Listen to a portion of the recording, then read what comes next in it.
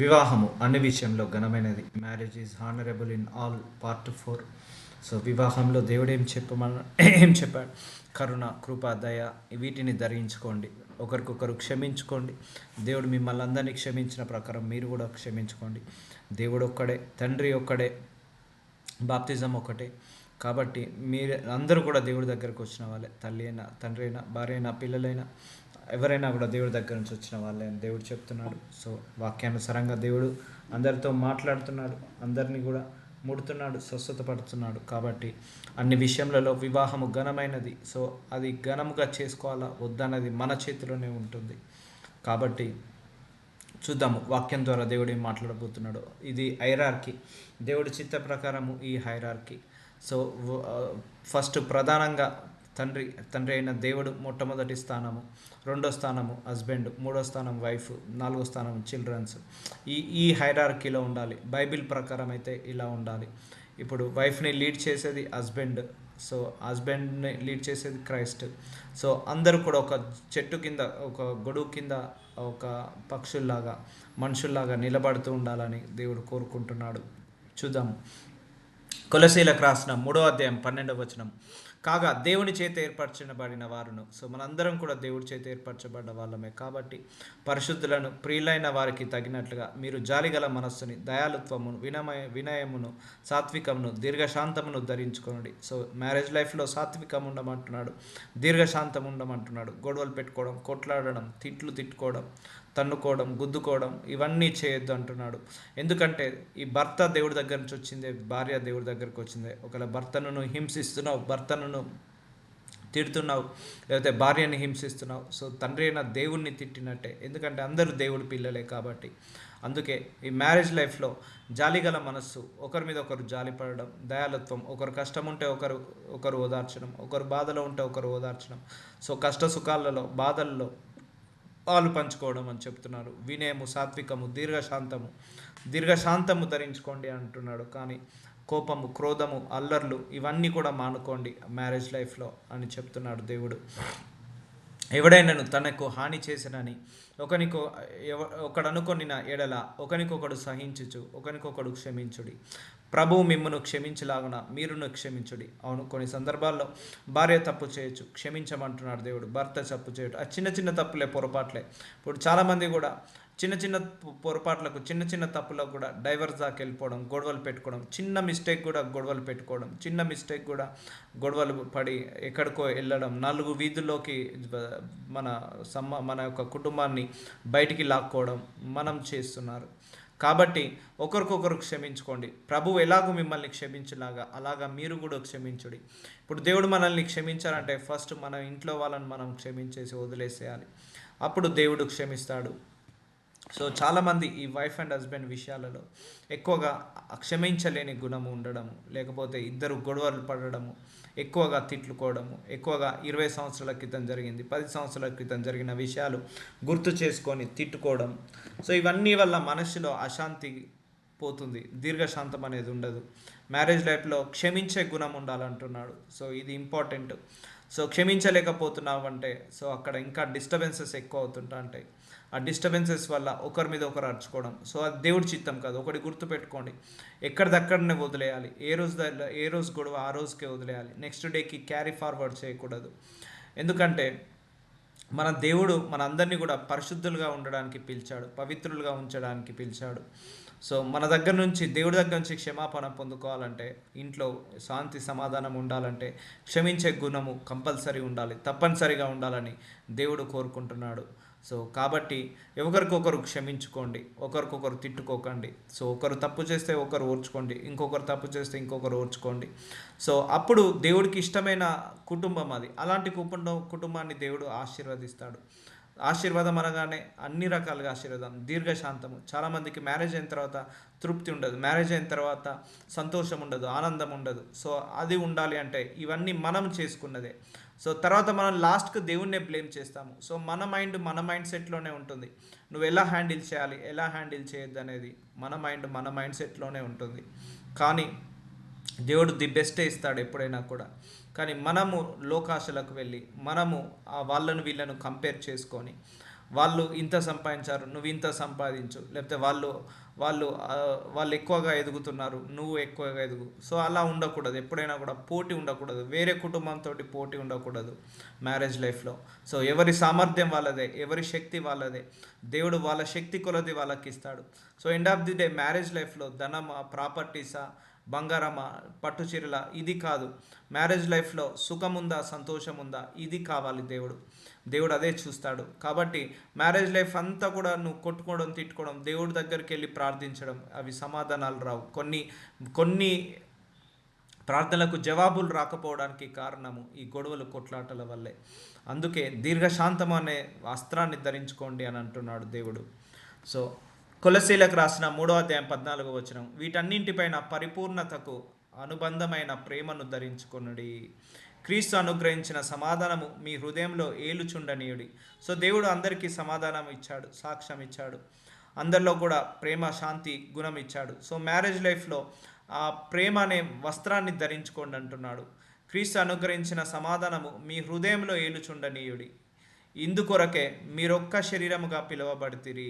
చూసారా, we are all are the body of Christ. So wife and husband is ఏక శరీరము, ఏక మనస్సు, ఏక ఆత్మ. ఇద్దరి ఆలోచనలు ఒకేలాగా ఉండాలి, ఇద్దరి అభిప్రాయాలు ఒకేలాగా ఉండాలి, ఇద్దరి మనస్సు, ఇద్దరి మనస్తత్వం ఒకేలాగా ఉండాలి.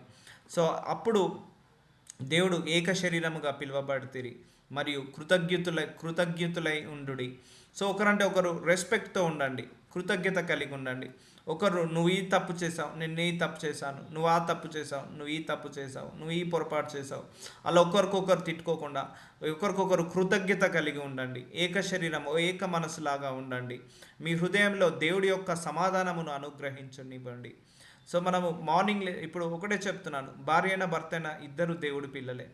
నువ్వు భార్యను తిడుతున్నావు, భర్తను తిడుతున్నావు, సో దేవుడు సృష్టికర్త పిల్లల్ని తిడుతున్నట్టు. సో అప్పుడు నువ్వు భార్యతో భర్తతో ప్రతిరోజు గొడవలు పడుతున్నావు, కానీ నీకు పరలోకం ఎలా అనుగ్రహించబడుతుంది? పరలోకంలో ఎవరు వెళ్ళగలుగుతారు? సో దీర్ఘశాంతం ఉన్న వాళ్ళు, పవిత్ర హృదయాలు, పరిశుద్ధ హృదయాలు. సో నీ భార్యను ద్వేషిస్తున్నావు, నీ భర్తను ద్వేషిస్తున్నావు, ద్వేషం చేసే వాళ్ళు పరలోకంలో ఎంటర్ కారు. అందుకే ఈ భార్య భర్తల గొడవల వల్ల ఏమవుతున్నాయి? డైవర్స్ అవుతున్నాయి. సో డైవర్స్ తీసుకోవడం కూడా దేవుడి చిత్తం కాదు. సో ఈ అపవాది చూస్తున్నారా, అపవాది ఒక మనిషిని ఎన్ని రకాలుగా కొట్టాలి, దెబ్బ కొట్టాలో అన్ని రకాలుగా దెబ్బ కొడతాడు. కానీ అపవాదికి చోటు ఇవ్వకూడదు అని దేవుడు చెప్పాడు. సో ఒక భార్యాభర్తల మధ్య ఆర్గ్యుమెంట్స్ అవుతున్నాయి, డిస్కషన్స్ అవుతున్నాయి, డిబేట్ అవుతున్నాయి, గట్టిగా అరుచుకుంటున్నారంటే ఒకటే గుర్తుపెట్టుకోండి, అక్కడ అపవాది యాక్టివేట్ అయినట్టు. సో ఏ భార్యాభర్తల మధ్య అయితే శాంతి, సమాధానము, ప్రేమ ఉంటుందో అక్కడ దేవుడి యొక్క కృప, దేవుడి యొక్క సమాధానం ఉంటున్నట్టు. సో దీన్ని బట్టి మనం క్యాల్కులేట్ చేయొచ్చు. సో అపవాది ఏం చేస్తాడంటే శాంతి సమాధానం లేకుండా ఇటు భార్యను ఇటు భర్తను ఇద్దరి మధ్య డిస్టర్బెన్సెస్ పెట్టిస్తుంటా అంటాడు. అలాంటి డిస్టర్బెన్స్కి పెట్టించడానికి మనము ఛాన్స్ ఇవ్వకూడదు. ఓకే, కోపం వచ్చినప్పుడు తగ్గాలి, కోపం వచ్చినప్పుడు మళ్ళీ తిరిగి చూపించకూడదు, ద్వేషించకూడదు. సో ఒకరోజు కోపం వచ్చి మాట్లాడడం, జస్ట్ లీవ్ ఇట్, అప్పటికప్పుడు వదిలేసుకొని వెళ్ళిపోవాలి. సో ఇవన్నీ అపవాది మనిషి మొత్తాన్ని ట్రాప్ చేసేస్తుంటా అంటాడు. సో ఏ కుటుంబంలో అయితే భార్య భర్తలు గొడవలు పడతారో, కొట్లాటలు పెడతారో ఆ కుటుంబాన్ని దేవుడు బ్లెస్ చేయలేడు. అండ్ అలా కుటుంబాన్ని పరలోకానికి వెళ్ళలేదు ఆ కుటుంబము. సో శాంతి సమాధానం ఉన్న కుటుంబము పరలోకానికి వెళ్ళగలుగుతుంది. సో అలా పరలోకానికి వెళ్ళకుండా భార్య భర్తల మధ్య ద్వేషం పెరిగేలాగా, అసూయ పెరిగేలాగా, లేకపోతే గొడవలు కొట్లాటలు పెరిగేలాగా ఈ అపవాది మనుషులను ట్రాప్ చేస్తుంటా అంటాడు. సో దీనివల్ల కూడా చాలామంది పరలోకానికి వెళ్ళకుండా ఆగిపోవాల్సి వస్తుంది. అండ్ రెండోది, ఈ బైబిల్లో దేవుడు ఇంకొకటి చెప్పాడు. ఏంటిది? స్త్రీ పురుషుడు మాత్రమే పెళ్లి చేసుకోవాలి. పురుషుడు పెళ్లి చేసుకుంటున్నారు, ఇప్పుడు స్త్రీ పెళ్లి చేసుకుంటున్నారు. దానివల్ల కూడా పరలోకానికి వెళ్ళారు. అది కూడా వాక్యంలోనే ఉంది. సో చాలా ఉన్నాయి. సో బైబిల్కి విరుద్ధంగా చాలా నడుస్తున్నాయి బయట. సో అదంతా కూడా అపవాది కంట్రోల్లోకి వెళ్ళిపోతున్నారు వీళ్ళందరూ కూడా. అది కూడా చోటిస్తేనే అపవాదికి సాధ్యమవుతుంది. మనం చోటు ఇవ్వకపోతే ఈ అపవాది కూడా పని చేయడు మనందరి విషయంలో. అమ్మో, వాక్యం వచ్చింది, నేను నా భార్యను తిట్టద్దు, నా భర్తను తిట్టద్దు, నేను నా భార్యను నా భర్తను తిడితే సృష్టికర్తనే తిట్టినట్టు అని వాక్యాన్ని చదువుకొని నువ్వు ఆ వాక్యానుసారంగా నడిచినప్పుడు నీకు దేవుడి యొక్క కృప అనుగ్రహించబడుతుంటుంది.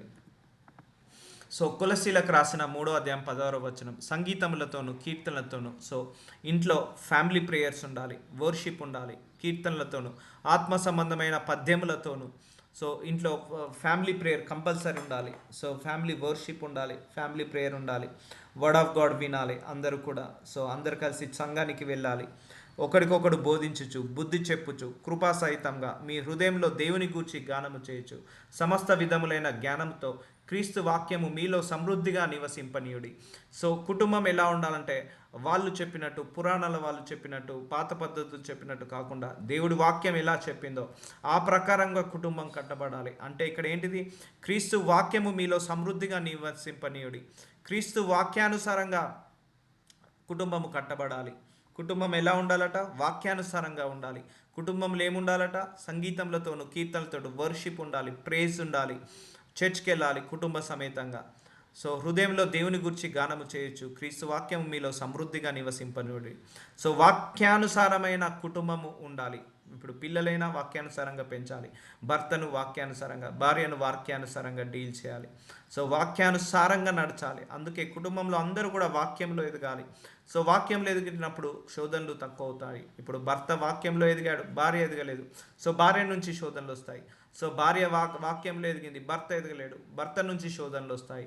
సో పిల్లలు వాక్యంలో ఎదగలేరు, పిల్లల నుంచి శోధనలు వస్తాయి. ఇప్పుడు నలుగురు వాక్యంలో ఉన్నప్పుడు, నలుగురు వాక్యానుసారంగా నడుస్తున్నప్పుడు శోధనలు రావు. ఎందుకంటే నలుగురు వాక్యంలో ఉన్నారు కాబట్టి, అమ్మో ఇది మా డాడీ, ఇది మా మమ్మీ, ఇది నా భార్య, ఇది నా భర్త. సో అలా వాక్యానికి విరుద్ధంగా నేను నా పిల్లల గురించి మాట్లాడొద్దు, నా వాక్యానికి విరుద్ధంగా నా భర్త గురించి మాట్లాడొద్దు. సో ఇలా మనిషి స్వభావం మారిపోతుంది. అందుకే సమస్త విధములైన జ్ఞానముతో క్రీస్తు వాక్యం మీలో సమృద్ధిగా నివసింపనీయుడి. మరియు మాట చేత కానీ క్రియ చేత కానీ మీరేము చేసినను ప్రభు అయిన యేసు ద్వారా తండ్రి అయిన దేవునికి కృతజ్ఞతాస్తుతులు చెల్లించు సమస్తము ఆయన పేరిట చేయుడి. సో అన్ని దేవుడి పేరు మీట చేయాలి. అంటే మనము గొడవలు పెట్టుకుంటున్నాం అనుకోండి ఫ్యామిలీస్లో, దేవుడికి మహిమ పెరగదు. శాంతి సమాధానంగా ఉన్నాం, దేవుడికి మహిమ పెరుగుతుంది. ఒకరికొకరు లోబడుతున్నారు, ఒకరికొకరు ఇష్టపడుతున్నారు, ఒకరికొకరు ప్రేమిస్తున్నారు. సో దేవుడిని ఇష్టపడుతున్నట్టే, దేవుడికి లోబడుతున్నట్టే, సో శాంతి సమాధానం ఉన్నట్టు, సో దేవుడికి మహిమ పెరుగుతుంది. ఏ కుటుంబం అయితే భార్యాభర్తలు గొడవలు పడతారో దేవుడికి మహిమ పెరగదు. ఏ కుటుంబంలో అయితే భార్యాభర్తలు తిట్టుకుంటారో ఆ కుటుంబము దేవుడికి మహిమ కలిగించే కుటుంబంగా ఉండదు. సో అందుకే వాక్యానుసారంగా అందరు ఉండాలి, భర్త, భార్య, పిల్లలు. ఒక భర్త ఒక్కడే వాక్యానుసారంగా ఉన్నాడు, భార్య పిల్లలు లేరు, చాలా ప్రాబ్లమ్స్ వస్తాయి. భార్య ఒకతే వాక్యానుసారంగా ఉంది, మంచి విశ్వాసి, భర్త పిల్లలు లేరు, చాలా ప్రాబ్లమ్స్ వస్తాయి. ఎవరైతే విశ్వాసంలో ఉన్నారో, ఎవరైతే వాక్యానుసారంగా నడుస్తున్నారో, పిల్లలు ఉన్నారు, తల్లిదండ్రులు లేరు, సో వాళ్ళకు శోధనలు వస్తాయి. అందుకే అందరూ కూడా క్రీస్తును నమ్ముకొని కుటుంబం అంతా సంఘానికి వెళ్ళి, కుటుంబం అంతా ఆరాధించి, కుటుంబం అంతా స్తుతించి, కుటుంబం అంతా కూడా ఏక మనస్సై, ఏకాత్మై, ఏక ఏక ఏక ఆలోచనగా ఉండి అందరూ కూడా వర్షిప్ చేసి వాక్యంలో ఎదుగుతున్నప్పుడు అప్పుడు కుటుంబంలో శోధనలు, వేదనలు, రోదనలు తక్కువ అవుతాయి. అందుకే family prayer is very very important. ఫ్యామిలీలో యూనిటీ ఇంపార్టెంట్. భార్య, భర్త, పిల్లలు, ఈ నలుగురు మధ్య, ఈ యొక్క కుటుంబం మధ్య చాలా చాలా యూనిటీ ఉండాలి. సో ఆ యూనిటీ లేకపోతే కూడా చాలా శోధనలు వస్తాయి. సో అపవాది ఏం చేస్తాడు, యూనిటీ లేకుండా క్రియేట్ చేస్తుంటా అంటాడు. సో ఒకరికొకరు తిట్టుకునేలాగా, ఒకరికొకరు అసహించుకునేలాగా అపవాది క్రియేట్ చేస్తుంటా అంటాడు. సో ఇవన్నీ కూడా హ్యాండిల్ చేసుకోవాలి. సో కొలసీలకు రాసిన 3వ అధ్యాయం 18వ వచనం, భార్యలారా మీ భర్తలకు విధేయులై ఉండుడి. సో దేవుడు ఏమంటున్నాడు, భార్యలు మీ భర్తకు లోబడండి, సరెండర్ కాండి. కానీ ఇక్కడ ఏమవుతుంది, భార్యనే నేనే డామినేట్ చేయాలి, నేనే నా భర్తను డామినేట్ చేయాలి, నేను చెప్పినట్టు నా భర్త వినాలి, నేను చెప్పినట్టు అందరూ నడవాలి. సో అది కరెక్ట్ కాదు. సో హైరార్కీ ఎలా ఉంటుందంటే ఫస్ట్ క్రైస్ట్, తర్వాత next head of the family. Physical world అయితే head of the family husband. So husband మాటకు లోబడాలి, సరెండర్ కావాలి. కానీ ఇప్పుడు అలా లేదు, హస్బెండ్ మీదకి ఎగబడి నడుస్తుంటా ఉంటుంది. అలా కాదు. ఎప్పుడైనా కూడా ఒక ఆడపిల్లకు పెళ్లి చేసిన తర్వాత, అమ్మ నీకు పెళ్ళి అయిపోయింది, నీ భర్తతో నువ్వు డిస్కస్ చేసుకో అని పంపించాలి.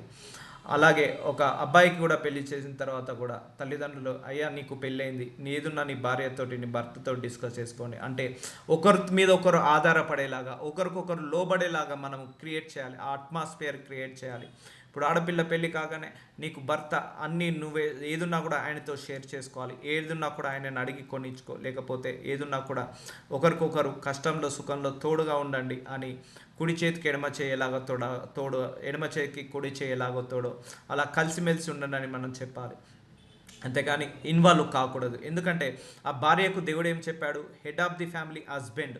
అటు అత్తగారు, ఇటు మామగారు, లేకపోతే అన్న అన్న తమ్ముడు, అక్క చెల్లెలు, వీళ్ళందరూ హెడ్ కాదు. ఒకసారి ఆడపిల్లకు, ఒకసారి భార్య భర్తలకు వివాహం జరిగింది, స్త్రీ పురుషుడికి వివాహం జరిగిందంటే భార్య భర్తకు లోబడి ఉండాలి. సో అటు వాళ్ళ వైపు కానీ ఇటు వీళ్ళ వైపు కానీ ఎవరికి లోబడద్దు. ఎందుకంటే అది హైరార్కీ దేవుడు క్రియేట్ చేశాడు. ఎందుకంటే ఈ వివాహ బంధం అనేది ఒక ఇద్దరి స్త్రీ పురుషులకు సంబంధించింది.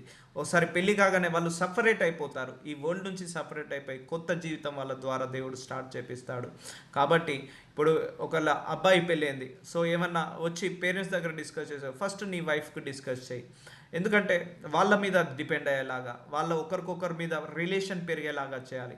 ఒకవేళ వైఫ్కి మ్యారేజ్ అయిన తర్వాత పేరెంట్స్ దగ్గరకు వచ్చి డిస్కస్ చేసినాకో, నీ హస్బెండ్తో డిస్కస్ చేయి ఫస్ట్. మీ ఇద్దరు కూర్చొని మాట్లాడుకోండి, మీ ఇద్దరు కూర్చొని డిస్కస్ చేసుకోండి. సో అప్పుడు వాళ్ళు ఏమవుతుందంటే ఇద్దరి మధ్య రిలేషన్ పెరుగుతుంది, ఇద్దరి మధ్య అండర్స్టాండింగ్ పెరుగుతుంది. కాదు అన్నిట్లో నేనే వెళ్ళి పెట్టాలని, ఇప్పుడు చాలా మటుకు అదే జరుగుతుంది. మ్యాక్సిమం 90% డైవర్స్ ఎలా అవుతున్నాయంటే అటు పేరెంట్స్ ఇటు పేరెంట్స్ కలిసి పెళ్లి చేస్తున్నారు, అటు పేరెంట్స్ కలిపి ఇటు పేరెంట్స్ కలిసి గొడవలు పడి ఇద్దరిని విడదీస్తున్నారు. సో అలా కాదు, మ్యారేజ్ అయిన తర్వాత just discuss with your wife. ఏదున్నా కూడా నీ భార్యతో డిస్కస్ చేయి, ఏదున్నా కూడా నీ భర్తతో డిస్కస్ చేయి అని చెప్పేసి వాళ్ళ మీద వాళ్ళు ఆధారపడేలాగా చేయాలి. వాళ్ళ మీద వాళ్ళు ఏంటిది డిపెండ్ అయ్యేలాగా, ఒకరి మీద ఒకరు ఇష్టపడేలాగా చేయాలి. కానీ సో భర్తలకు విధేయులై ఉండు భార్యలారా, ఇది ప్రభువును బట్టి యుక్తమైనది. సో ఇది దేవుడి చిత్తము, నా చిత్తము మీ చిత్తము కాదు, మనిషి చిత్తము కాదు, దేవుడి చిత్తము. ఎందుకంటే దేవుడే ఒక పురుషుణ్ణి తయారు చేసి హెడ్ ఆఫ్ ది ఫ్యామిలీ లాగా నడిపిస్తుంటా అంటాడు. ఇప్పుడు ఫర్ ఎగ్జాంపుల్ సంఘము, ఒక సంఘం తీసుకుందాము. ఫస్ట్ సంఘానికి ప్రధాన కాపరి ఎవరు? యేసు ప్రభువారు. సో తర్వాత ఒక కాపరిగా, ఒక సంఘ కాపరినిగా ఒక దైవజనుడిని తయారు చేస్తాడు. సో దాని తర్వాత దైవజనుడిని తయారు చేసిన తర్వాత ఒక మీడియా టీం కావచ్చు, వర్షిప్ టీం కావచ్చు, లేకపోతే విశ్వాసులు 1,00,000 మంది ఉన్నా 10 లక్షల మంది ఉన్నా కూడా వాళ్ళందరూ ఆ దైవజనుడు చెప్పినట్టు వినాలి. ఎందుకంటే హెడ్ ఆఫ్ ది చర్చ్ ఎవరు? దైవజనుడు, ఒక పాస్టర్, ఒక మ్యాన్ ఆఫ్ గాడ్. ఆ దైవజనుడు ప్రకారమే ఆ వర్షిప్ టీం లేకపోతే ఆ మీడియా టీం అలా వెళ్ళాలి. ఎందుకంటే ఫస్ట్ ప్రధాన కాపరి అయితే యేసయ్యనే, దాని తర్వాత కాపరి ఎవరు భూలోకంలో అంటే ఆ సంఘ కాపరి, ఆ మ్యాన్ ఆఫ్ గాడ్, పాస్టర్ కావచ్చు, ప్రొఫెట్ కావచ్చు. తనకు హైరార్కీ ఇస్తాడు దేవుడు. సో తను చెప్పిన ప్రకారంగా ఆ సంఘము నడవాలి. అంతేకాని వర్షిపర్ చెప్పినట్టుగా, మీడియా టీం చెప్పినట్టుగా, ఆ విశ్వాసులు చెప్పినట్టుగా నడవకూడదు. అది దేవుడి చిత్తానికి విరుద్ధము. సో ఎప్పుడైతే దేవుడు ఒక మ్యాన్ ఆఫ్ గాడ్ని తయారు చేసి ఒక సంఘాన్ని అప్పచెప్తాడో, కంప్లీట్గా దేవుడు అథారిటీ ఆ మ్యాన్ ఆఫ్ గాడ్కే ఇస్తాడు. ఆ మ్యాన్ ఆఫ్ గాడ్ కూడా ఆ దేవుడితో కనెక్ట్ అయ్యి తనతోటి ప్రార్థనలు చేసుకొని ఆ సజెషన్స్ బట్టి మూవ్ కావాలి. అది చర్చ్ హైరార్కీ. అలాగే మన కుటుంబ హైరార్కీలో భర్త అనేవాడు so main pillar, is a head, తల లాంటివాడు, ఆ కుటుంబానికి తల లాంటివాడు. కానీ చాలామంది ఇప్పుడు ఆ తలను తీసేసి వేరే వాళ్ళు మారుతుంటా అంటారు. లేకపోతే ఒక కుర్చీ తల, ఒక సింహాసనం లాంటిది భర్త యొక్క పొజిషన్ కుటుంబంలో. ఆ సింహాసనం మీద నేను కూర్చోవాలని భార్య ట్రై చేయకూడదు. ఇప్పుడు భార్య ఎంత కలెక్టర్ అయినా, ఎంత ఐఏఎస్ ఆఫీసర్ అయినా, ఐపీఎస్ ఆఫీసర్ అయినా, ఎంత మినిస్టర్ అయినా, ఇంటికి వస్తే మాత్రం ఆమె ఒక భర్తకు భార్య మాత్రమే, భార్యనే.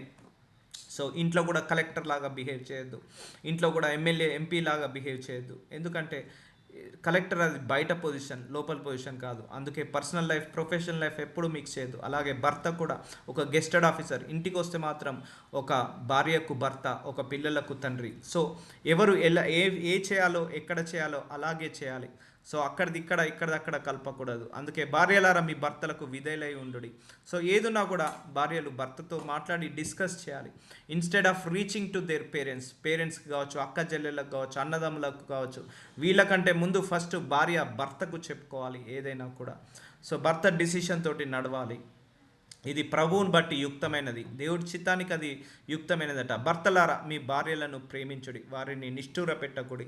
సో చూసారా, భార్యలు నువ్వు ఉప్పు సరే లేదని, కాఫీ సరిగా పెట్టలేదని కాళ్ళతో తన్నడం, లేకపోతే బూట్ కాల్తో తన్నడం, బెల్ట్ పెట్టుకొని కొట్టడం, నిష్ఠూర కష్టపెట్టద్దు.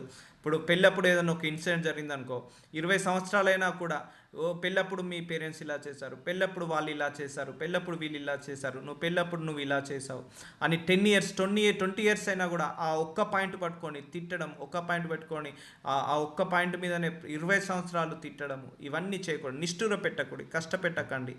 సో భార్యలను ప్రేమించుడి కానీ నిష్ఠుర కష్టపెట్టకండి. So this is the life, this is the God's will. చూడండి, దేవుడు కొన్ని వేల సంవత్సరాల క్రితమే బైబిల్లో అన్నీ రాశాడు. మ్యారేజ్ లైఫ్ ఎలా ఉండాలి, ఫ్యామిలీ లైఫ్ ఎలా ఉండాలి, అండ్ చర్చ్కి వెళ్తే ఎలా ఉండాలి, నువ్వు ఎలా మాట్లాడాలి, ఎలా ఉండాలి, ఏ పద్ధతులు ఏంటి, అలవాట్లు ఏంటిది, ఇవన్నీ కూడా ముందుగానే రాసి పెట్టాడు దేవుడు. సో హైరార్కీ మిస్ కావద్దు. ఇప్పుడు కంపెనీ ఉంది, సీఓ ఉంటాడు, సీఓ కింద ఎండి ఉంటాడు, ఎండి కింద మేనేజర్స్ ఉంటారు, మేనేజర్స్ కింద సబార్డినేట్స్ ఉంటారు, సబార్డినేట్స్ కింద వర్కర్స్ ఉంటారు. So that is the hierarchy. అంతేగాని సబార్డినేట్స్ వెళ్ళి నేను సీఓ అవుతా అంటే అది కష్టం, అది హ్యాండిల్ చేయలేరు.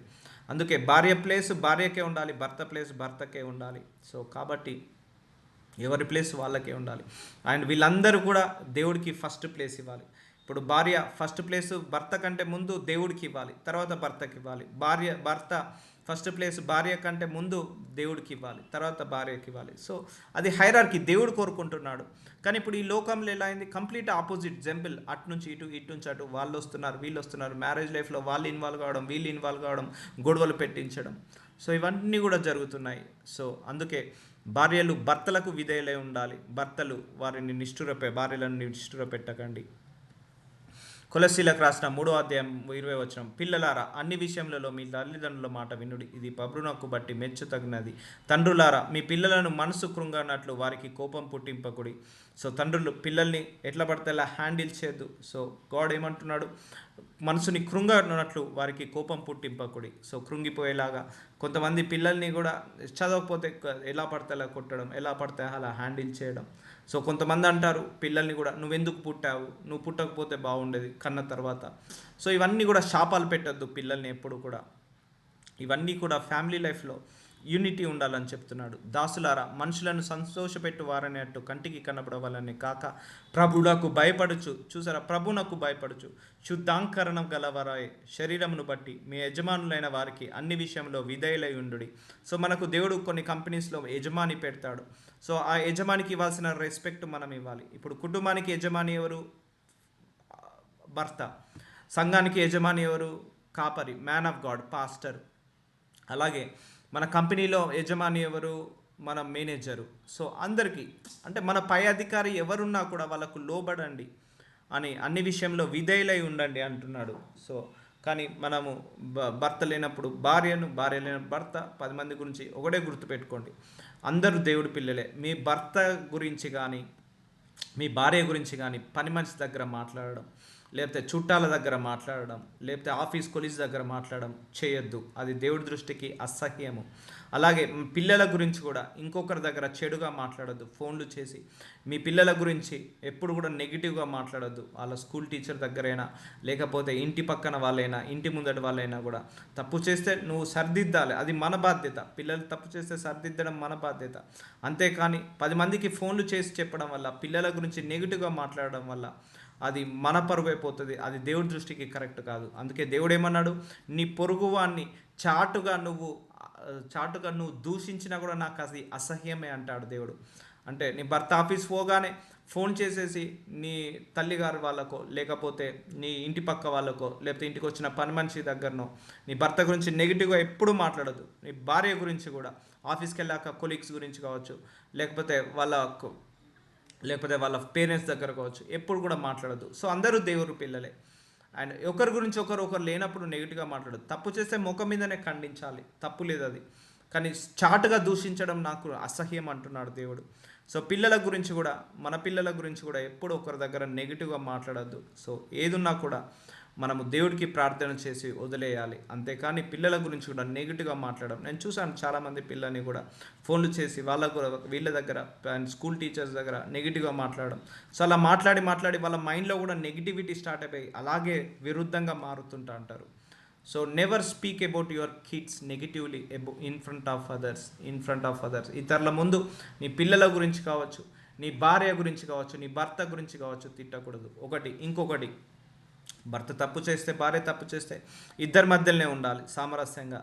అంతేగాని భర్త ఆఫీస్కి వెళ్ళిన తర్వాత పిల్లలకు అది నెగిటివ్గా ఇంపాక్ట్ చేసి, పిల్లలకు నెగిటివ్గా క్రియేట్ చేసి భర్త మీద ద్వేషం పెరిగేలాగా చేయకూడదు, లేకపోతే భార్య మీద ద్వేషం పెరిగేలాగా చూడదు. ఒకవేళ పిల్లలు నీ భర్తను కానీ నీ భార్యను కానీ ఏమైనా తల్లిని కానీ తండ్రిని కానీ ఒక మాట అంటే మనం లేనప్పుడు, తను నీ తండ్రి ఇంకోసారి అలా మాట్లాడొద్దు, తను నీ తల్లి ఇంకోసారి అలా మాట్లాడొద్దని ఖండించాలి, కానీ ఎంకరేజ్ చేయకూడదు. నేను చాలా ఫ్యామిలీస్లలో చూశాను, భర్త వెళ్ళగానే తన తన కోపం, భర్త మీద ఉన్న కోపము, భర్త మీద ఉన్న ద్వేషము, భర్త మీద ఉన్న అసూయ పిల్లల్ని గ్రిప్లో పెట్టుకొని, పిల్లల్ని మోటివేట్ చేసి భర్త మీద ద్వేషం పెరిగేలాగా, అంటే తన తండ్రి మీద ద్వేషం పెరిగేలాగా, తన తండ్రికి విరుద్ధంగా మాట్లాడేలాగా, కక్ష సాధింపులాగా పిల్లల్ని ఒక ఆయుధంలాగా తయారు చేసి కొట్టించిన వాళ్ళని కూడా చూశాను, తిట్టిన వాళ్ళని కూడా చూశాను. సో ఇవన్నీ కూడా దేవుడి దృష్టికి అసహ్యము అంటున్నాడు. అందుకే అందరూ కూడా ఒకరికొకరు విధేయులై ఉండుడి అని అంటున్నాడు దేవుడు. సో కొలస్సీలకు రాసిన 3:23 ప్రభు వలన స్వాస్థము ప్రతిఫలంగా పొందుమని ఎరుగుదురు గనుక. సో మనందరం దేవుడి దగ్గర నుంచి రివార్డు పొందుకుంటాము. అంటే ఇప్పుడు మనం ఇంట్లో ప్రతిరోజు తిడుతున్నాము, కొడుతున్నాము, ద్వేషిస్తున్నాము మా జీవిత భాగస్వామిని, దేవుడు ఖచ్చితంగా ప్రతిఫలం ఇస్తాడు దానికి, అంటే నెగిటివ్ ప్రతిఫలము. సో మీరేమి చేసినను అది మనుష్యుల నిమిత్తము కాక ప్రభు నిమిత్తం అని మనస్ఫూర్తిగా చేయుడి. అమ్మో నా పిల్లల గురించి నేను చెడుగా మాట్లాడద్దు, అయ్యో నా భార్య గురించి, భర్త గురించి, ఎవరి గురించి నేను చెడుగా మాట్లాడద్దు. నేను మాట్లాడితే నా భార్యకు తెలియకపోవచ్చు, నా భర్తకు తెలియకపోవచ్చు, నా పిల్లలకు తెలియకపోవచ్చు, కానీ దేవుడికి తెలుస్తుంది. సో మనుషుల నిమిత్తం కాక ప్రభు నిమిత్తం మనస్ఫూర్తిగా చేయడు. ఏ చేసినా కూడా దేవుడికి తెలుసు. సో చాలామందికి ఈ రోజులో చాలా ప్యాషన్. ఒకవేళ అబ్రాడ్ కంట్రీలో నేను చూసాను, ఫారెన్ కంట్రీస్లో వాళ్ళు ఎప్పుడు కూడా ఇంకోరి గురించి ఎక్కువ మాట్లాడారు, ఎక్కువ ఆలోచించరు వాళ్ళు. సో మన ఇండియాలో అయితే ఎక్కువ సేపు కూడా ఒక రెండో పర్సన్ లేదంటే మూడో పర్సన్ గురించి మాట్లాడుతూనే ఉంటారు. సో ఖండించాలి, అది ఖండించాలి ఎప్పుడైనా కూడా. ఒక పర్సన్ లేదంటే ఇంకో పర్సన్ గురించి మాట్లాడొద్దు. అది దేవుడికి అసహ్యం, నాకు కాదు, మీకు కాదు, దేవుడికి అసహ్యం అట అది. సో మనుషుల నిమిత్తం కాక ప్రభు నిమిత్తం మనస్ఫూర్తిగా చేయుడి. సో పిల్లల్ని పెంచిన దేవుడి చిత్త ప్రకారం పెంచాలి. భార్య భర్త గొడవలు, అమ్మో మేమిద్దరం గొడవ పడితే దేవుడి చిత్తము మారిపోతుంది, దేవుడి ఉద్దేశం కాదు, మేము గొడవలు పడడం దేవుడి చిత్తం కాదు అని గొడవలు పడడం మానేయాలి. సో మన ఫ్యామిలీ లైఫ్ని ఒకరు వాచ్ చేస్తుంటారు, దేవుడు వాచ్ చేస్తుంటాడు. మనకు బాధ్యత ఒకటి అప్పచెప్పాడు, భార్యను చూసుకోవడం, భర్తను చూసుకోవడం, పిల్లల్ని చూసుకోవడం. సో ఈ బాధ్యత సక్రమంగా నెరవేర్చాలి. ద్వేషంతో, పగతో కాదు, ప్రేమతో హ్యాండిల్ చేయాలి. వీటన్నిటిని నన్ను చెప్తున్నాడు. ప్రభు అయిన క్రీస్తునకు దాసులై ఉన్నారు. So we all are servant of God. సో అందరూ కూడా మళ్ళీ ఫైనల్గా ఏంటిది, దేవుడు ఒక్కడే అందరికీ, ప్రభు ఒక్కడే, తండ్రి ఒక్కడే. సో బాప్తిజం ఒక్కటే, భర్త ఒక్కటే, భార్య ఒక్కటే. సో మనందరము దేవుడికి దాసులము. సో అందరూ కూడా, పిల్లలు కూడా. సో పిల్లల్ని పెంచినా కూడా దేవుడి మహిమ కోసం పెంచాలి. అమ్మో వాళ్ళను ఎలా పడితే అలా హ్యాండిల్ చేయొద్దు. బూతులు మాట్లాడద్దు పిల్లలు, వాళ్ళు దేవుడి పిల్లలు. భార్యను బూతులు మాట్లాడద్దు, కొట్టద్దు, కాలుతో తన్నద్దు, అది దేవుడి పిల్లలు. భర్తను ద్వేషించద్దు, దూషించద్దు, భర్తను గురించి కూడా ఎక్కడ మాట్లాడద్దు, ఆయన దేవుడి కుమారుడు. సో ఇలా అన్ని విషయాలలో ఇది దేవుడు చూస్తున్నాడు, దేవుడి కార్యము, దేవుడి పిల్లలు అని ఆలోచించి గ్రహించి ముందుకు నడవండి అంటున్నాడు. సో మీరు ఏమి చేసినా కూడా మనుషుల నిమిత్తము కాక ప్రభు నిమిత్తము మనస్ఫూర్తిగా చేయుడి. సో మనము ప్రతి విషయం దేవుడికి తెలుసు. ఇంట్లో ఎన్ని గొడవలు, ఎన్ని లేమితనం ఉందో అన్ని విషయాలలో కూడా దేవుడికి తెలుసు. సో అన్ని విషయాలలో దేవుడికి లోబడి ఉండి ఆయనకు నచ్చినట్టుగా మెదలమని అంటున్నాడు దేవుడు. సో కొలస్సీలకు రాసిన 3:25 అన్యాయం చేసిన వారికి తాను చేసిన అన్యాయం కొలది మరల లభించును. సో పనిష్మెంట్ ఉంటుంది కంపల్సరీ. సో భర్త నియతిగా ఉంటున్నాడు కానీ భార్య వెనకాల రాజకీయాలు ఆడుతుంది, దేవుడు ఖచ్చితంగా పనిష్మెంట్ ఇస్తాడు. భార్య కరెక్ట్గా ఉంటుంది, మంచి విశ్వాసరాలు, కానీ భర్త అపవిత్రమైన కార్యాలు చేస్తున్నాడు, కంపల్సరీ దేవుడు రివార్డ్ ఇస్తాడు. కాబట్టి అన్యాయం చేసిన వానికి తాను చేసిన అన్యాయం కొలది మరల లభించును, పక్షపాతం ఉండదు. సో దేవుడు ఎవరు తప్పు చేస్తే వాళ్ళను పనిష్మెంట్ చేస్తాడు. మనం అనుకుంటాం మనం ఆఫీస్ పోయినాక మనం వెనకాల రాజకీయాలు ఆడదాం, లేకపోతే ఇంటికి వెళ్ళిన తర్వాత మా వైఫ్ మీద రాజకీయాలు ఆడదాం, లేకపోతే భార్య మీద భర్త మీద భార్య వెనకాల రాజకీయాలు ఆడి అనగొడతాం, నల్లకొడతాము. ఇవన్నీ ఆలోచనలు ఉంటాయి చాలామందికి కూడా. సో అన్యాయం చేసిన వానికి, భర్తకు అన్యాయం చేస్తే భార్యకు పనిష్మెంట్ ఉంటుంది, భార్యకు అన్యాయం చేస్తే భర్తకు పనిష్మెంట్ ఉంటుంది. చాలామంది ఆఫీస్కి వెళ్ళాక ఇల్లీగల్ రిలేషన్షిప్, భార్యకు తెలియకుండా, సో భర్తకు తెలియకుండా భార్య ఇల్లీగల్ రిలేషన్షిప్. సో అలా అన్యాయం, ఒకరికొకరు చీట్ చేసుకోవద్దు. చీట్ చేస్తే మాత్రం దేవుడు పనిష్మెంట్ ఇస్తా అంటున్నాడు. అన్యాయం కొలది మరల లభించును. లేకపోతే భర్త గురించి ఫోన్లు చేసి వాళ్ళకు వీళ్ళకు ఫోన్లు చెప్పడం, లేనిపోని అని ఎక్కించి చెప్పడం. సో ఇవన్నీ కూడా సాధారణంగా మనం చూస్తున్నాము ఇవన్నీ కూడా. సో నువ్వు అనుకోవచ్చు, నేను చేసే నా భర్తకు తెలియకపోవచ్చు, నా భార్యకు తెలియకపోవచ్చు, కానీ ఒక్కడున్నాడు, దేవుడు అనేవాడు ఉన్నాడు. ఆయన ఎప్పుడు కూడా కళ్ళు మూసుకొని కూర్చోడు, ఆయన ఎప్పుడు కూడా నోరు దగ్గర పెట్టుకొని కూర్చోడు. ఆయన చేయాల్సిన క్రియలు, ప్రతి పని మంచి వాడికి మంచి, న్యాయం చేసిన వాడికి న్యాయము, అన్యాయం చేసిన వాడికి అన్యాయం కొలది పక్షపాతం లేకుండా ఆయనే పనిష్మెంట్ ఇస్తాడు. సో అందుకే మ్యారేజ్ లైఫ్ కూడా ఎలా ఉండాలంటే, దేవుడు అంటే భయభక్తులతో ఉండాలి. అమ్మో, I cannot cheat my wife, I cannot cheat my husband, నా వైఫ్ని, నా హస్బెండ్ని చీట్ చేయొద్దు నేను. సో నేను ఇలాంటి రిలేషన్స్ పెట్టుకోవద్దు. దేవుడికి తెలుసు, ఖచ్చితంగా నాకు దేవుడి దగ్గర నుంచి పనిష్మెంట్ వస్తుంది. మా హస్బెండ్కి తెలియకపోయినా, వైఫ్కి తెలియకపోయినా దేవుడికి ఖచ్చితంగా తెలుస్తుంది. I will get punished by God brutally, అంటే చాలా ఘోరమైన పనిష్మెంట్ ఉంటుందని భయముతో ఉండాలి. సో ఆ భయం లేకనే కదా సో చాలామంది అన్యాయంగా అక్రమ సంబంధాలు పెట్టుకొని మ్యారేజ్ లైఫ్ని డిజాస్టర్ చేసి పిల్లల్ని కూడా వదిలేస్తున్నారు. So this is all. ఇప్పుడు ప్రపంచం ఏదైతే జరుగుతుందో అది కంప్లీట్గా బైబిల్కి విరుద్ధంగా, బైబిల్కి వ్యతిరేకంగా, దేవుడికి అసహ్యంగా జరుగుతుంది బైబిల్లో. సో బైబిల్ లోకంలో. సో అందుకే వరల్డ్ వేరు, వర్డ్ ఆఫ్ గాడ్ వేరు. సో అందుకే మనకు వర్డ్ ఆఫ్ గాడ్ ఉంది కదా, దీంతో ప్యూరిఫై చేసుకోవాలి. అందుకే నేను స్ట్రాంగ్గా రికమెండ్ చేస్తాను, పెళ్ళి చేసే ముందు మీ పిల్లలకు ఇవన్నీ ఎథిక్స్ నేర్పించండి. ఎవరైనా మ్యారేజ్ అవుతే మాత్రం ఈ వీడియోస్ షేర్ చేసి వాళ్ళందరికీ కూడా ఈ ఎథిక్స్ చెప్పండి. సో పెళ్ళైన తర్వాత కూడా, సో ఈమె నీ భార్య, ఏదున్నా కూడా నీ భార్యతో డిస్కస్ చేయి. ఈయన నీ భర్త, ఏదున్నా నీ భర్తతో డిస్కస్ చేయండి. మా దాకా రానివ్వకండి, మీరు అండర్స్టాండింగ్ చేసుకోండి అని. అలా ఒకరి మీద ఒకరు డిపెండ్ అయ్యేలాగా చూసుకోవాలి. ఏది కొనుక్కున్నా, ఏది కట్టుకున్నా, ఏది తీసుకున్నా ఒకరి మీద ఒకరు డిపెండ్ ఎక్కువ అయ్యేలాగా చూసుకోవాలి. కానీ మనము మళ్ళీ ఇన్వాల్వ్ అయితే వాళ్ళ మధ్య ఆ రిలేషన్ గ్యాప్ పెరుగుతుంది, అండర్స్టాండింగ్ పెరుగుతుంది. సో వాళ్ళు కూడా ప్రతిదానికి వేరే వాళ్ళ మీద ఆధారపడాల్సి వస్తుంది. లేదు, భార్య మీద, భార్య భర్త మీద ఆధారపడాలి. ఎందుకంటే కుడి చేయికి ఎడమ చేయి ఎలా తోడో, ఎడమ చేయికి కుడి చేయి ఎలాగ తోడో అలాగే ఉండాలి. ఇది నా చిత్తము కాదు, దేవుడి యొక్క ప్రణాళిక, దేవుడి యొక్క హైరార్కీ ఇలా ఉంటుంది, దేవుడి యొక్క నడిపింపు. సో ఎఫెసీలకు రాసిన 5వ అధ్యాయం 1వ వచనం, కావున మీరు ప్రియులైన పిల్లల వలె దేవుని పోలి నడుచుకొనుడి. సో ఇప్పుడు ఇంట్లో గొడవలు, కొట్లాటలు, భార్య భర్తలు, అది దేవుడికి పోలి నడుచు కాదు. ఎవరైతే శాంతి సమాధానంగా ఉంటారో, భార్యకి ఇవ్వాల్సిన రెస్పెక్ట్ భార్యకు, భర్తకి ఇవ్వాల్సిన రెస్పెక్ట్ భర్తకి ఇచ్చినప్పుడు అప్పుడు నువ్వు దేవుడి పిల్లలు అంటావు. సో ఎలా పడితే అలా దేవుడి పిల్లలు అనబడరండి. దేవుడి పిల్లలు అనబడాలంటే ఆ క్వాలిటీస్ ఉండాలి. కావున పిల్లల వలె దేవుని పోలి నడుచుకొనుడి. క్రీస్తు మిమ్మును ప్రేమించి పరిమళ వాసనగా ఉండుటకు మన కొరకు తన్ను తాను దేవునికి అర్పణగా బలిగాను అప్పగించుకొనేను. సో ఆయన చనిపోయింది, భర్త గురించి కూడా చనిపోయాడు, భార్య గురించి చనిపోయాడు, మనకు పిల్లలు పుట్టిన పిల్లల వారి గురించి కూడా చనిపోయాడు, అందరి గురించి ఆయన చనిపోయాడు. కాబట్టి పరిమళ వాసనగా ఉండకు, తన్ను తాను దేవునికి అర్పణగా బలిగాను అప్పగించుకొనేను. అలాగుననే మీరును ప్రేమ కలిగి నడుచుకొనుడి. సో దేవుడు అందరి కోసం చనిపోయాడు. సో మనము భర్తను దూషిస్తున్నాం అంటే బాడీ ఆఫ్ క్రైస్ట్ని మనము డ్యామేజ్ చేస్తున్నట్టు, భార్యను దూషిస్తున్నాం. సో బాడీ ఆఫ్ క్రైస్ట్ని డ్యామేజ్ చేస్తున్నట్టు, పిల్లల్ని దూషిస్తున్నాం, తల్లిదండ్రులు దూషిస్తున్నాం. బాడీ ఆఫ్ క్రైస్ట్, దేవుడి యొక్క శరీరానికి గాయం చేసిన వాళ్ళం అవుతాము. కాబట్టి these all are the mysteries, ఇంకా లోతైన మిస్టరీస్ ఇవన్నీ కూడా. మీలో జారత్వమే కానీ, సో ఒకసారి మ్యారేజ్ కాకముందు కానీ, మ్యారేజ్ అయిన తర్వాత కానీ ఇల్లీగల్ రిలేషన్స్ గాడ్కి అస్సలు నచ్చదు. దేవుడికి అస్సలు నచ్చని విషయం ఏదైనా ఉందంటే ఒకటి ఇది, జారత్వము, ఇల్లీగల్ రిలేషన్షిప్. ఏ విధమైన అపవిత్రయ కానీ, లోభత్వమే కానీ, వీటి పేరైనా నువ్వు ఎత్తకూడదు అంటున్నాడు. ఒకసారి పెళ్ళి అయిపోయిందంటే అది ఫైనల్, ఇక అంతే. మళ్ళీ మనసులో కూడా పరాయి పురుషుడు కానీ, పరాయి స్త్రీ కానీ మనసులో కూడా రావద్దు. దేవుడికి తెలుసు, మనసులో పడిచినా కూడా వ్యామోహించద్దు. సో జారత్వం అంటే పెళ్ళైన తర్వాత కూడా ఇంకా ఇతర సంబంధాలు, అక్రమ సంబంధాలు పెట్టుకోవడం దేవుడికి అస్సలు నచ్చదు. సో ఇలాంటి సంబంధం ఉన్న వాళ్ళు నరకానికి వెళ్తారు, పరలోకానికి వెళ్ళరు.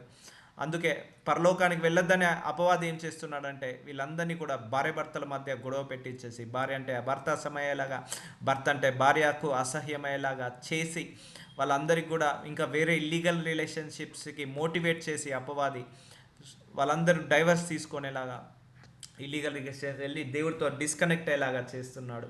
సో అందుకే ఈ జారత్వం అనేది దేవుడి చిత్తం కాదు, అపవాది దగ్గర నుండి చేపిస్తున్నాడు. కానీ మనం చోటు ఇవ్వకూడదు. ఏ విధమైన అపవిత్రత కానీ లోభత్వమే కానీ వీటి పేరునైనా ఎత్తకూడదు, పేరు కూడా ఎత్తద్దు అంటున్నాడు. ఇది పరిశుద్ధులకు తగినది కాదు. సో పరలోకంలో జారత్వం చేసే వాళ్ళు వెళ్ళరు, డైవర్స్ తీసుకున్న వాళ్ళు పరలోకానికి వెళ్ళరు, అలాగే పరలోకంలో ఇలా వ్యభిచారంతో నిండుకున్న వాళ్ళు పరలోకానికి వెళ్ళరు, సో అపవిత్రతలు వెళ్ళరు. సో పరిశుద్ధులు మాత్రమే వెళ్తారు. కాబట్టి మీరు వాటి జోలికి వెళ్ళకండి, ఎత్తకూడదు. సో ఒకసారి భార్యకు పెళ్ళింది, భర్తకు పెళ్ళింది ఒకరితోటి. సో దట్స్ అ ఫైనల్గా మైండ్లో కూడా, హార్ట్లో కూడా, తలంపులో కూడా ఇంకొక ఆడదాని గురించి కానీ, ఇంకొకరి మగవాడి గురించి కానీ ఆ పేరు కూడా ఎత్తకూడదని అంటాడు దేవుడు. కృతజ్ఞత వచనమే మీరు ఉచ్చరింపవలేను కానీ మీరు బూతులేనను. సో చెప్తున్నా కదా, భార్య భర్తలు బూతులు మాట్లాడద్దు, పిల్లల్ని కూడా బూతులు తిట్టద్దు, పోకిరి మాటలైనను సరసోక్తులైనను ఉచ్చరింపకూడదు, నోటి నుంచి రాకూడదు అంటున్నారు. ఇవి మీకు తగవవు. సో ఇలా చేస్తున్నాం, ప్రతిరోజు ఇలా బూతులు మాట్లాడుతున్నాం, పోకిరి మాటలు మాట్లాడుతున్నాం. సో మనసులో వేరే వాళ్ళని సో ఇలాంటి వాళ్ళు పరలోకానికి వెళ్ళాలంటే వెళ్ళలేరు. సో సో అతి పరిశుద్ధుడు దేవుడు, మనల్ని కూడా అతి పరిశుద్ధంగా ఉంటామంటున్నాడు. సో ఇవన్నీ కూడా జాగ్రత్తగా ఉండాలి. సో ముఖ్యంగా బూతులు మాట్లాడద్దు. ఎప్పుడైనా కూడా బూతులు మాట్లాడుతున్నారంటే అక్కడ అపవాది క్రియ యాక్టివేట్ అయినట్టు. సో ఇవన్నీ కూడా జాగ్రత్తగా చేసుకోవాలి. ఒకటి, ప్రార్థిస్తే మాత్రం అసాధ్యమైనదంటూ ఏది లేదు, సమస్తము సాధ్యము. కాబట్టి ప్రార్థించుకొని మీ చిత్తానుసారంగా నేను బిడ్డల్ని పెంచాలి, నీ చిత్తానుసారంగా నేను కుటుంబాన్ని కట్టగలగాలి. అందుకే మ్యారేజ్ చేసే ముందు చాలామంది డబ్బు ఉందా, జాబ్ ఉందా, శాలరీ ఉందా, ప్యాకేజ్ ఉందా, కారు ఉందా, బంగారం ఉందా, బట్టలు ఉన్నాయా, కట్నం ఉందా, ఇవన్నీ చూస్తున్నారు. కానీ ఈ ఎథిక్స్ చూడాలి ఫస్ట్. ధనము కంటే గుణము ముఖ్యము, అది చూడాలి. సో ఇది హ్యాండిల్ చేయగలుగుతారా మ్యారేజ్ లైఫ్ని. So these all are the important. అందుకే మీ పిల్లలకు ఈ వాక్యాలు షేర్ చేయండి. పెళ్ళి చేసేటప్పుడు షేర్ చేసి వాళ్ళను 21 days ఫాస్టింగ్ చేపించి ప్యూరిఫై చేసుకోమనండి. ఆ ఓర్పు, నేర్పు, సహనము వచ్చేలాగా చేయండి. ఒకరి మీద ఒకరు ఆధారపడేలాగా చేయండి. సో భార్య మీద భర్త, భర్త మీద భార్య ఆధారపడేలాగా చేసుకోవాలి. కానీ వాళ్ళందరూ మన మీద ఆధారపడేలాగా చేసుకోవద్దు. ఎందుకంటే ఆ దేవుడి చిత్తం కాదు. ఒకసారి వివాహం జరిగిందంటే ఇద్దరు ఏక శరీరం, ఏక మనస్సు, ఏక ఆత్మ కలిగి ఉండాలి. సో అప్పుడు ఆ కుటుంబాన్ని దేవుడి చిత్త ప్రకారం ఆశీర్వదిస్తాడు. ఇవన్నీ కూడా వర్స్తో సహా తీసి మరి చూపిస్తున్నాడు దేవుడు. సో వ్యభిచారి అయినను, అపవిత్రుడైనను, విగ్రహారాధుడైనను, లోబి అయినను క్రీస్తు యొక్క దేవుని యొక్క రాజ్యమునకు హక్కుదారుడు కాడు. చూసారా, పెళ్ళైనాక ఇంకో పరాయి స్త్రీతో, పరాయి పురుషుతో అక్రమ సంబంధం పెట్టుకుంటే అది వ్యభిచారి కింద పడిపోతుంది. సో అలా అక్రమ సంబంధం పెట్టుకున్న వాళ్ళు పరలోకానికి వెళ్ళారు. అపవిత్రుడు, సో అక్రమ సంబంధం పెట్టుకున్న వాళ్ళు అపవిత్రంగా మారుతారు. సో వాళ్ళు పరలోకానికి వెళ్ళారు. విగ్రహారధికుడు, లోబి అయినను క్రీస్తు యొక్క దేవుని యొక్క రాజ్యమునకు హక్కుదారుడు కాడని సంగతి మీకు నిశ్చయంగా తెలియను. సో మనం పరలోక రాజ్యానికి వారసులుగా కావద్దని ఇప్పుడు అపవాదం ఏం చేస్తున్నాడంటే ఎట్లా అటాక్ అవుతాడో మీకు చెప్తాను.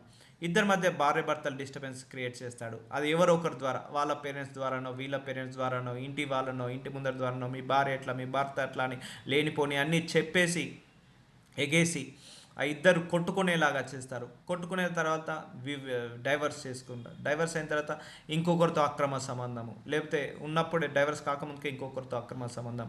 సో ఇలా గొడవలు పడడం వల్ల ఏమవుతుంది, భార్య భర్తల మధ్య భేదం స్టార్ట్ అవుతుంది. గొడవలు పడడం వల్ల ఇద్దరి మధ్య డిస్టర్బెన్సెస్ స్టార్ట్ అవుతాయి, కోపము, ద్వేషము స్టార్ట్ అవుతాయి. దాని ద్వారా ఇంకా అక్రమ సంబంధాలు పెరుగుతాయి. సో దాని ద్వారా నరకానికి వెళ్ళాల్సి వస్తుంది. సో అపవాది ఇట్లా మనిషిని ట్రాప్ చేసేసి తీసుకెళ్తున్నాడు దేవుడి పిల్లలను. సో ఇలా ట్రాప్ చేసినప్పుడు సో మనకు కూడా జ్ఞానం ఇచ్చాడు దేవుడు, సెల్ఫ్ కంట్రోల్ ఇచ్చాడు. వద్దు, నేను ఇది చేయకూడదు, నేను ఇది మాట్లాడకూడదు. ఆల్రెడీ పెళ్ళి అయిపోయింది. కొంతమంది పెళ్ళై పిల్లలుండి కూడా మళ్ళీ అపవిత్ర కార్యాలు చేస్తున్నారు. సో ఇవన్నీ కూడా దేవుడి దృష్టికి నచ్చదని మనము అపవాదికి చోటు ఇవ్వకుండా ఉన్నప్పుడు నువ్వు పరలోక రాజ్యానికి హక్కుదారుడు అవుతావు. లేదు, నా ఇష్టానుసారంగా పెళ్ళిళ్ళు చేసుకుంటా, నా ఇష్టానుసారంగా తిరుగుతా, నా ఇష్టానుసారంగా డైవర్స్ ఇస్తా, నా ఇష్టానుసారంగా అక్రమ సంబంధాలు పెట్టుకుంటా అంటే నువ్వు పరలోక రాజ్యానికి వెళ్ళలేవు. ఎందుకంటే దేవుడు ఆపడం కాదు, ఆ పాపమే నరకానికి తీసుకెళ్తుంది. కానీ ఇప్పుడు వరల్డ్ ఎలా ఉందండి, కంప్లీట్ క్వైట్ డిఫరెంట్ లేదు. ఈ వాక్యాన్ని అన్నిటికీ డిఫరెంట్గా లేదు. ఎస్, అన్నిటికీ డిఫరెన్స్గా ఉంది. సో గాడ్ మే సేవ్ దెమ్, దేవుడే వాళ్ళని రక్షించాలి. So will continue tomorrow, Monday. Lord Jesus, thank you so much for your mercy. Thank you so much for this word of God my lord. Lord Jesus, ఇంకా లోతుగా మాకు తీసుకెళ్తున్నందుకు, ఎలా ఉండాలి, ఎలా ఉండద్దు, ప్రతి ఒక్క వాక్యము వర్స్తో సహా తీసి మరి చూపించి మమ్మల్ని శుద్ధీకరిస్తున్నందుకు వందనాలు. Thank you so much for this word of God my lord. ఈ వాక్యం ద్వారా మమ్మల్ని బలపరిచినందుకు వందనాలు. I thank you so much for this word. Amen.